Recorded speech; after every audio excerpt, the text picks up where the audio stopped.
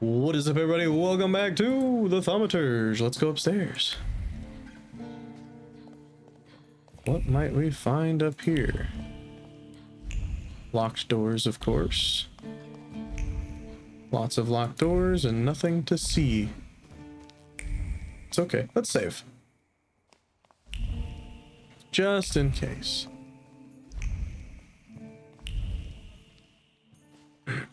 Well, you got a Mr. burn on your Szulski? face. I didn't expect to see you here, of all places. You don't know how very flattering that is. And what brings you to the Imperial? The cream of Warsaw society is here, so I thought it would be worth showing my face. With a name like yours, I'm sure you fit right in. After all, someone must have invited you. I'm not worthy.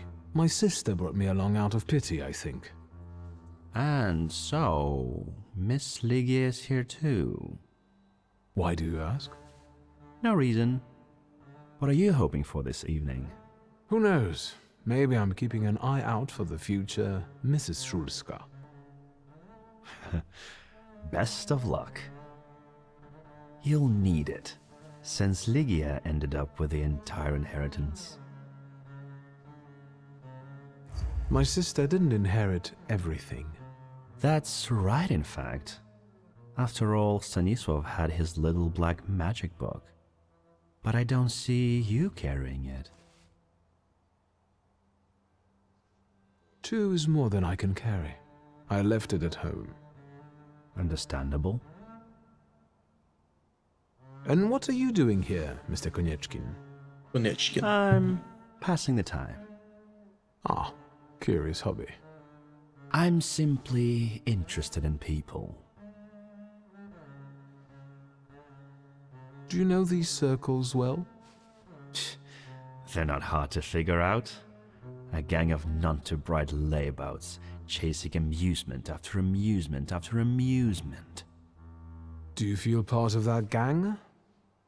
I'm not one of them. And neither are you.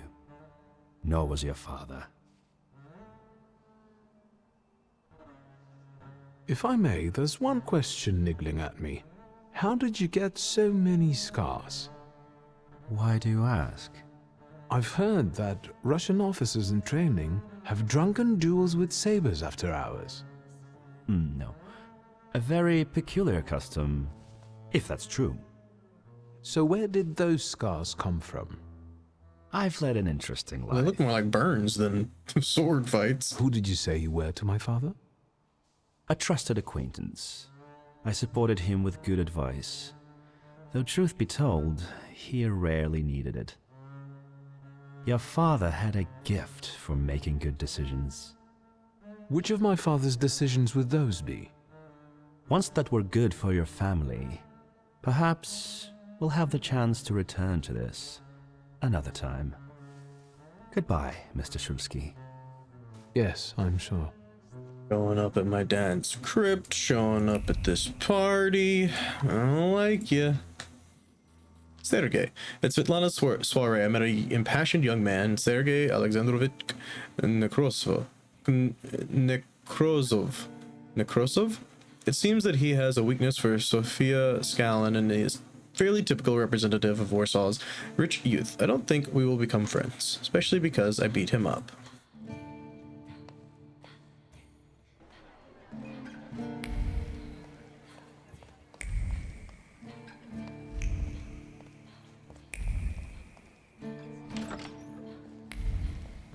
Oh, there's something. Is there not? I could have sworn there was something.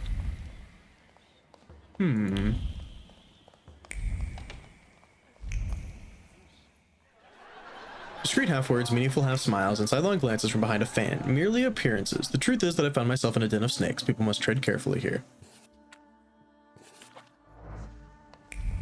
Very good. There's Svetlana. Not interested in you quite yet, my dear. Thaumaturgy never fails me. There is something here. A row of burning candles, probably for an air of mystery. An image emerges from the flames, a hand dancing over the fire, a gaze that follows it, and lips uttering words of anxious excitement. A promise of capturing and a certainty of success. You'll be mine. Who's this about? A leather-bound volume, property of Madame Samira. Quickly jotted words, nervous browsing, illegible notes, and something else. A deed I cannot define. Something is obscuring it from me, as if the book doesn't want to be read. Strange.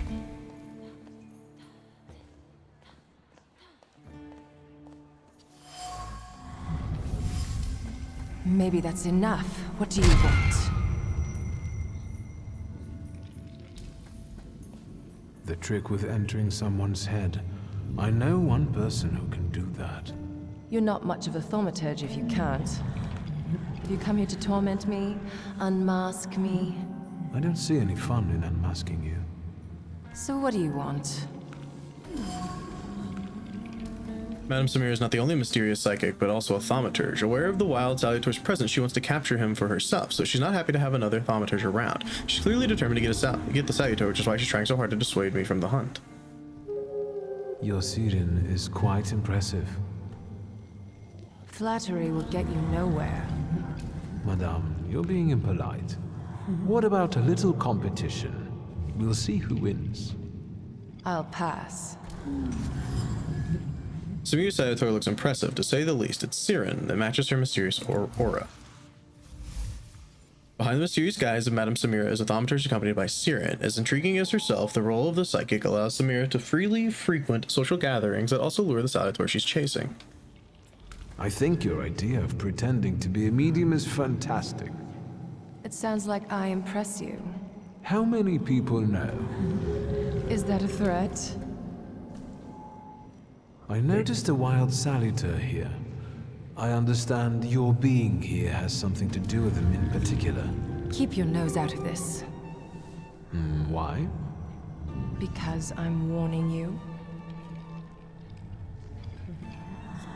What do you know about this salutor? Do you know its name? Don't you? A name doesn't tell us much anyway. All that matters is picking out the person in this crowd with a flaw. I know perfectly well who carries the flaw. Another reason for you to stay out of it. The person with the flaw attended the seance, right? So I'm on the right track. Have you finished?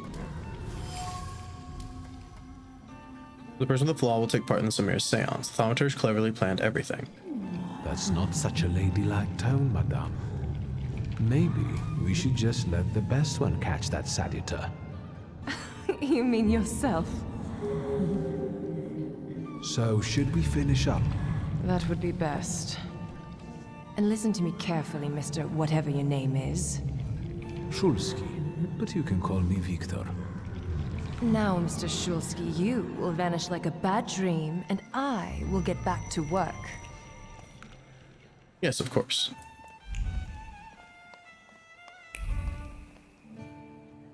Music for me.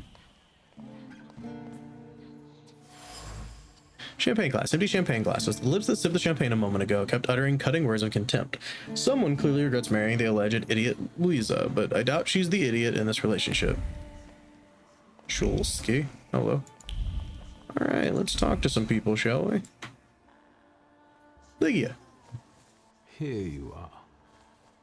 Gentlemen, meet my brother. Wiktor Szulski. The last Szulski to wear trousers. You don't know that. Miss Lygia could yet produce an heir to the fortune. Maybe even with me, if she doesn't tell my wife. But let's talk like men. You intend to take over your father's company, correct?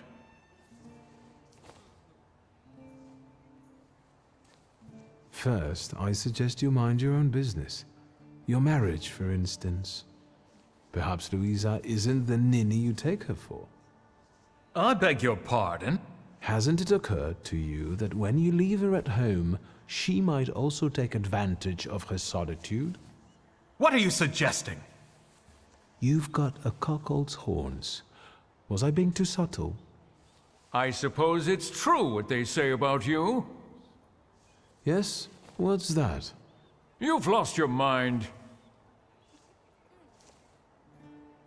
It's true. I'm completely nuts. I can't tell what's true and what's a bluff, apart from Puchalski's horns. A dangerous oaf! Good luck with your business, miss. Yeah.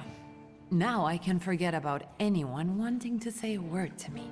They were rude. You've always got me. Listen, as far as those two are concerned, I just didn't like how they were treating you. I'm used to it, Wiktor. Their words don't bother me. I can cope. Any progress with Svetlana? I've taken a long, deep look at Samira. She's no medium. Samira is a thaumaturge on the hunt. On the hunt? Madame has spotted a salutor that's attached to one of the guests. What kind of salutor? Remember those fairy tales Mother used to read us? And the legend of the golden snake? Yes, Veles. Yes. I'm glad you're here. Thanks Are for the you name. also hunting for him? His name is Veles. I admit I like to have him. I haven't made up my mind. Be careful.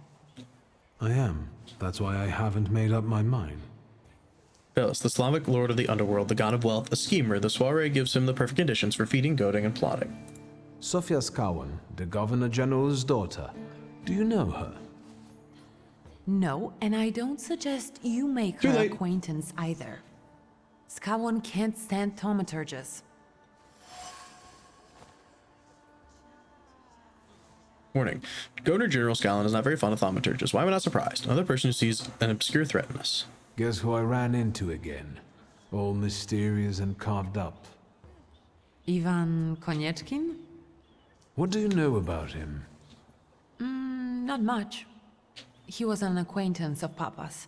Well, in theory, it's thanks to him that we're here. What? Ligia?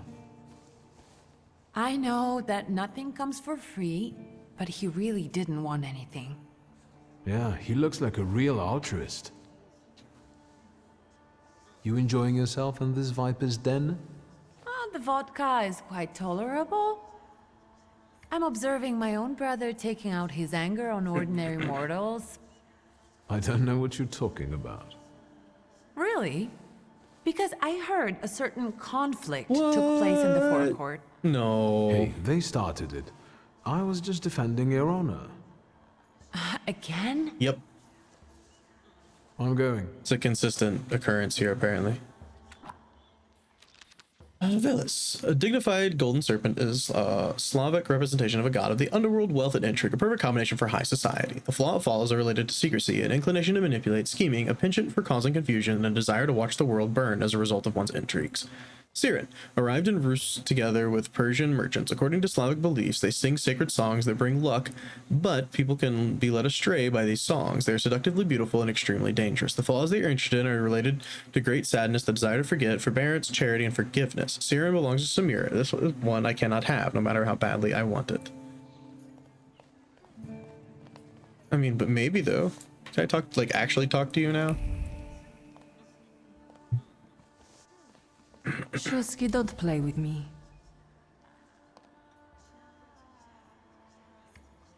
I saw one of your posters. You look different in it. Really, the illustration doesn't reflect reality. Reflect How reality. should I take that? No one warned me that I should get in costume for the party. I beg your pardon. I'm just noting that you stand out among these boring guests. Impudent. Just a bit uncouth, I'd say. Do you know the hostess well? Will you leave me alone if I say I don't? No. Svetlana Petrovna invited me, and I am doing my best to meet her expectations. Let's keep out of one another's way. Whose soul are you summoning tonight, dear madame? I only know which one I'd prefer to banish. Shoo! Maybe my dead father's. If you manage that, it would spare me a lot of trouble. Now we'll never know. I'll disappear. For now. For now. Sometimes it's good to let things go and leave other people in peace, for your own benefit. No, I need all the salutors. I think I'll take up this gauntlet. They're all mine. Even yours. Give it to me. Alright, Svetlana. How are we doing? And the general says to him, "Tell us something funny." Then Bautski replies, "General, why don't you shoot a cannon first?" That's a good one. I'll have to tell it tomorrow at the Orwoffs. Who might this be joining our conversation? You know, sir, your face looks familiar to me. My name is Wiktor Szulski. Ah, yes, I can see something in your eyes. I was sorry to hear about your father. I'll see you next time, darling. Wonderful party. She dipped fast. See you there. So did she. Sorry. I think I've offended the creme de la creme of Warsaw. This is hardly the creme de la creme. How do you find my soirée? How is it being part of the Tsar's court? It is a blessing and a curse. Forgive me if I do not elaborate. I admit I'm getting reacquainted with the social scene. You spent a long time traveling, didn't you? 15 years. Over that time, I got used to harsher surroundings. And believe me, drawing rooms can be just as dangerous as untamed steppes. You've met Anastasia and Marina. What about the others? I've already met several distinguished guests. Madame Samira definitely stands out. She is exceptional, isn't she? Her presence is the crowning glory of the evening. Has anyone else caught your eye? Ivan Konieczkin, for instance. Apparently, he knew my father. How remarkable. I wasn't aware. Konieczkin is something of a secretive person. And have you yet had occasion to meet the debutants of the season? I'll be sure to seek them out. This evening, Sofia Skowen herself is to grace us with her presence. She already dipped. Well, well. I suggest you move quickly. The competition is fierce. I already knocked out the competition too. The crux of the matter is that I'm here because of my father. You knew him. That doesn't sound like a question. Of course, I was his customer. I truly am sorry for you, both of you. The death of someone close is always a dreadful blow.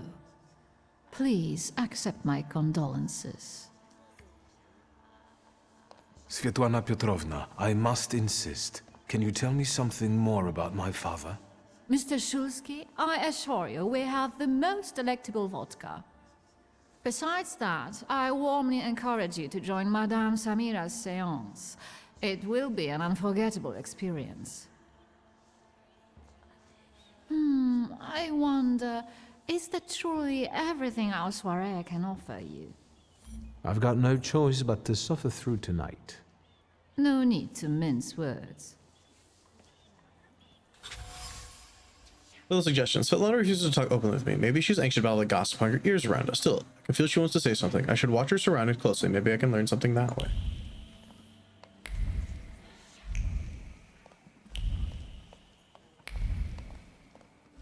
Let's follow her thoughts. I felt something. Where is it? There's some soot and remnants of a burned letter on the cast iron. Her usually steady hands are shaking as her eyes followed the written words. He was watching her. She already knew that, but how dare he threaten her? Agitated, she threw the note in the furnace. Too bad she couldn't get rid of the stalker that easily. The remains contained the author concern about Svetlana's condition, expressed in a seemingly kind-hearted tone. The message ends with a veiled threat foreshadowing a desire to interfere.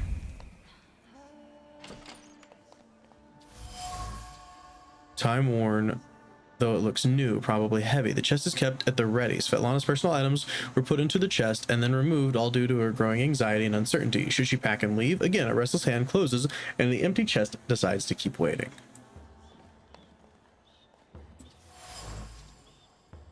The silk is soft and cool to the touch. The fabric carries a memory of yearned-for lightheartedness, passion, and sense of security. Two people found solace in each other here. Two people, Svetlana and my father. The silk remembers. It remembers the tentative planning, the recurrent doubts, the peaceful sense that everything was as it should be, and other chaotic thoughts caused by passion and intoxication that I'd rather not know. Melted candle. Solidified wax carries the memory of honest grief mixed with fear. However, these emotions were quickly concealed with well-practiced composure. This candle is the best farewell to the deceased that Svetlana could afford.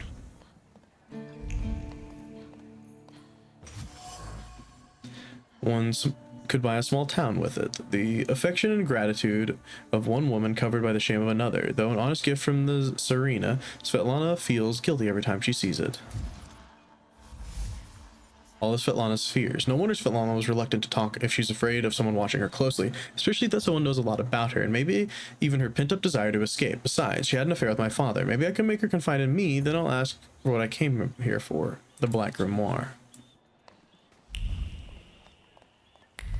Svetlana. You went this way?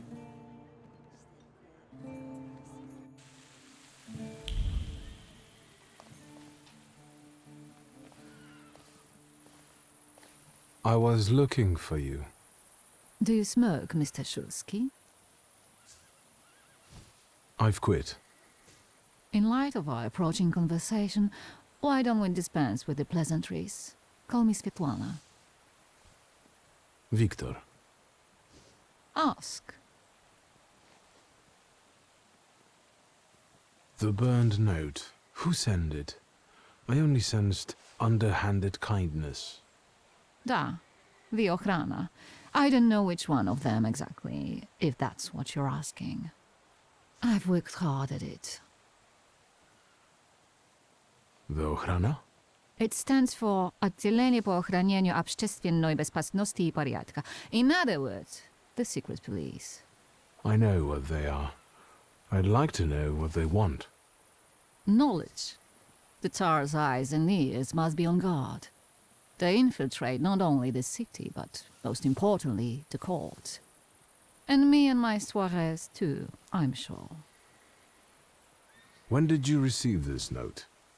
A few weeks ago, back before your father. I see. That large travel chest. You changed your mind. About whether or not to pack. Right then, I wanted to escape badly, but that would have had its own consequences. In this game of false appearances, I'm the best. You two had an affair. Two grown-up, lonely people found momentary comfort in each other's arms. But romance wasn't behind that relationship. It was just that we were both looking in the same direction. I didn't have the chance to get to know him as a person, much less one who'd show such emotion. You mean love? That? Was it love? I miss him, that's all. What do you mean by looking in the same direction? I still don't know how this lovely note ended up in your hands. But in addition, I found a lovely strings of pearls, and on it, your feelings of guilt. Your power is terrifying, do you know that? Your feelings of guilt. Do they have something to do with the Romanov court? With the whole empire. Ruski mir im podawaj. We, the establishment, perceive the need for change. We want reform. The Colossus is already teetering, but if it falls... La guillotine, mon chéri. But I want to live, Wiktor. Ideally, closer to the west. Tsarina Alexandra gave you those pearls. You two are close. I am her confidant. I could call her my friend. I see how much she devotes to her family and the nation. Yet something has changed.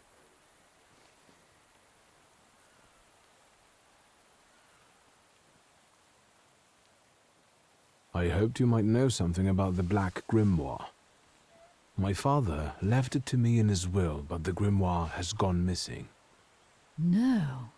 And the collapsed building? Have you been there? There's nothing there. My dear boy, I know nothing about Stanisław's book. I'm sorry, but I can't help you there. But I will not let you leave empty-handed. I strongly believe that there's one place you ought to visit. What you find there belongs to you. Thank you.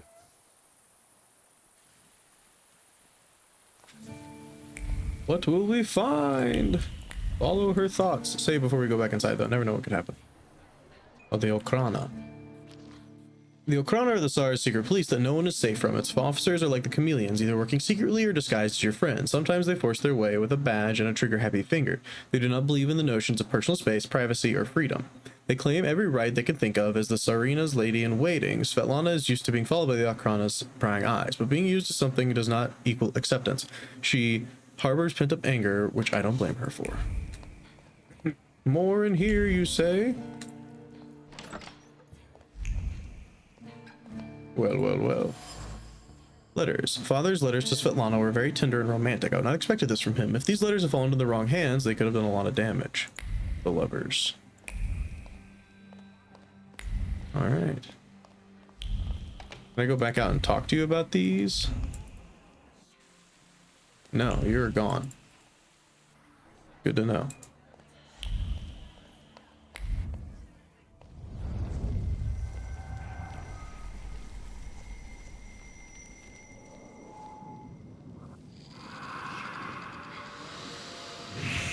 Who are you curling around there, boy?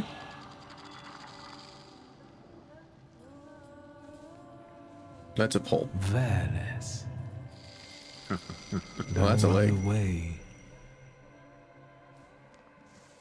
Splendid ladies, distinguished gentlemen, the hour is at hand.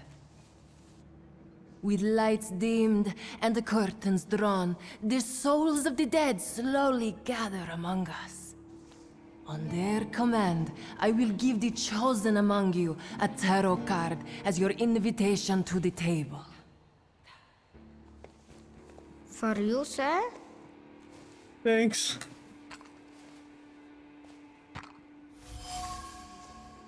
Tarot card number 0, the Fool. The card almost burns with the emotions left on it. The thaumaturge must have put all the hostility she could summon into the card. Hostility toward me. Maybe I will join the seance soon, if only out of spite. Examine the card. Fool. Our dear madame is fooling around and thinks you can scare me off. Fool, sir, that says glue pick. I'm done wasting time on this. Let us gather in secret ritual. Let's not keep the souls waiting too long. Let us also make every effort together not to spoil their visit.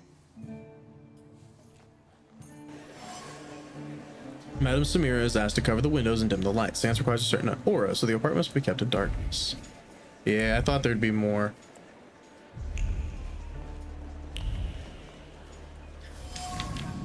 Mirror, mirror on the wall. Arranging an unruly strand of hair, she was thinking of Wolful Szulski, madly in love with her, willing to do anything for her, so she gave him an impossible task. Trying to comply, he set off to Africa and died tragically, squandering his family's fortune. Joy just drifts over the mirror surface. Her heart throbs. When everyone is looking, when her name echoes everywhere, Sophia. So what if some lose their heads for her? Literally, it only makes for better stories. Sophia, you have the flaw, I see.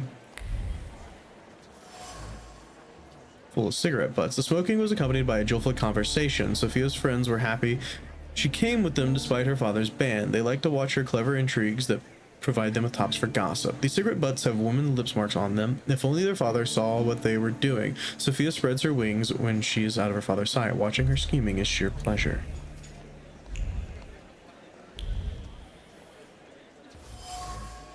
The wooden armrest looks battered. A frustrating thought penetrated Sergei's mind as he sat on the chair, watching Sophia from afar. Why did Sophia suddenly start ignoring him? He would do anything for her if she asked. The problem is that Sophia won't speak at all. She just takes no notice of him anymore. Is that everything? Can't be everything, right? step outside again real quick. Alright. We are about out of time. I'm gonna run around the room real quick once more. Alright. That's gonna do for this one, guys. I'll see you all in the next one. Peace.